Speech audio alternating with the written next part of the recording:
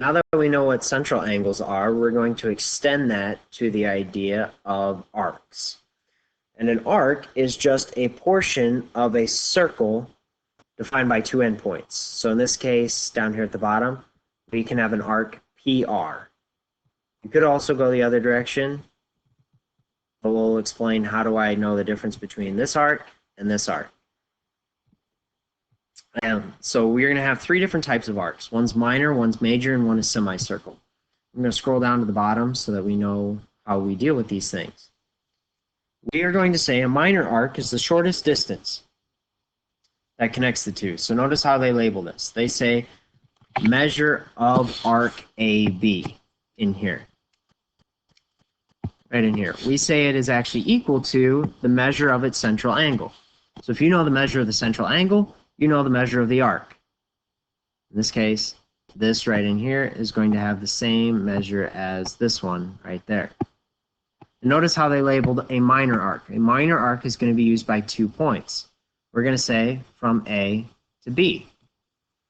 I don't want to go all the way around. That's not the shortest distance. The shortest distance would be right in here. Okay, so that's going to be considered a minor arc. The major arc is then going to be the longer portions.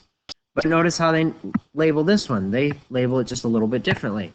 They're going to say we are starting at point A, go in the direction of point D, and finish at point B. That's how we're going to label the difference between a minor arc and a major arc. Minor uses 2 points, a major arc is going to use 3 points. And then finally a semicircle. Well, a semicircle is half of a circle, so its measure should be 180 degrees. And they're also going to use 3 points. Notice how they do this one. Pretty similar to a major arc. Going to start at point A, go in the direction of D, and finish at B. That's how I know to go up rather than go down. So there's the difference between a minor, major, and semicircle. So we're going to look going over. Let's do an example. We'll look at just this top one in here. Little letter A in here wants identify each as a major, minor, or semicircle, and it also wants us to find its measure. So looking at GH, GH is right here.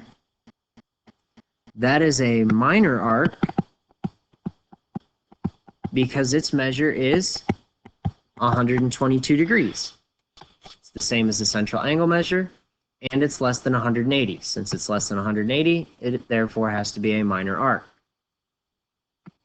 Looking at letter B, wants GLH. So we're going to go G in the direction of L and then finish all the way up at H.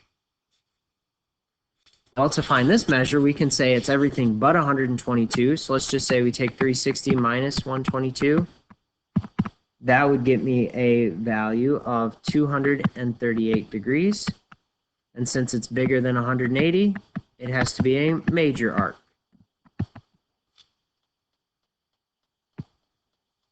And then finally, letter C.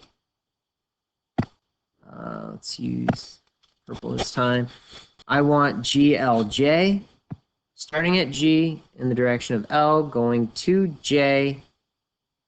They tell me that GJ is a diameter, so diameter goes right through the center of a circle. Therefore, this one has to be a semicircle and is exactly 180 degrees. So there's your difference. Minor arc is less than 180. Major arc is going to be between 180 and 360. And then a semicircle is going to be exactly 180 degrees.